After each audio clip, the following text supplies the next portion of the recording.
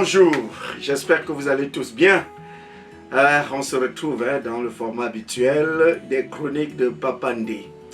Soyez les bienvenus à cette nouvelle édition de ces chroniques et je crois que vous êtes édifiés.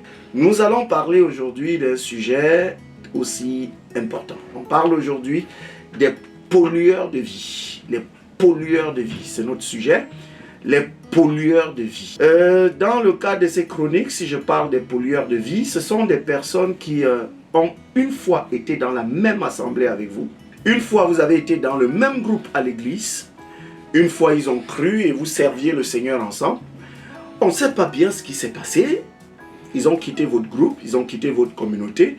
Ils sont partis certainement ailleurs.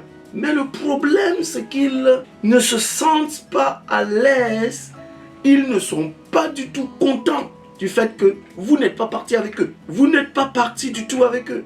Alors ils inventent des choses, ils voudraient déjà toujours chercher à connaître ce qui se passe là où ils étaient, c'est-à-dire où vous êtes, et qu'ils n'y sont plus.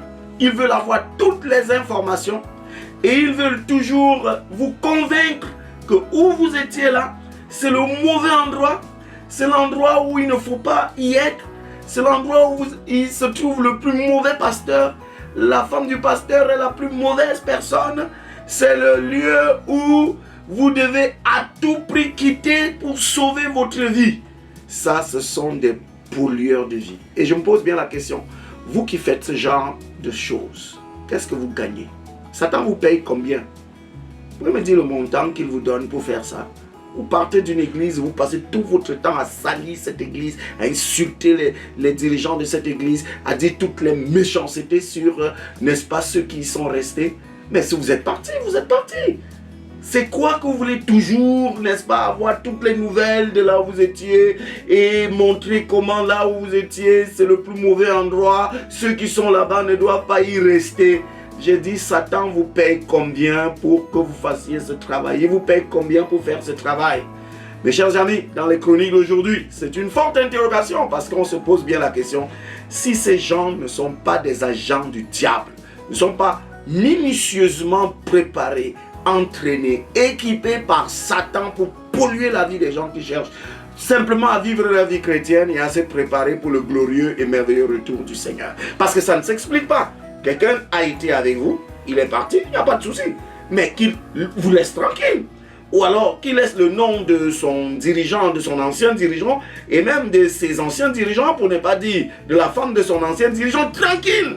Vous gagnez quoi en faisant ça?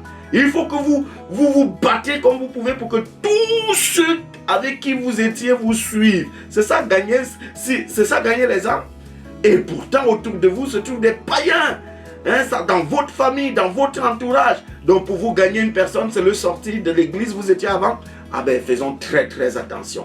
Ce sont des agents du diable et ce sont des choses qui détruisent l'église de notre génération.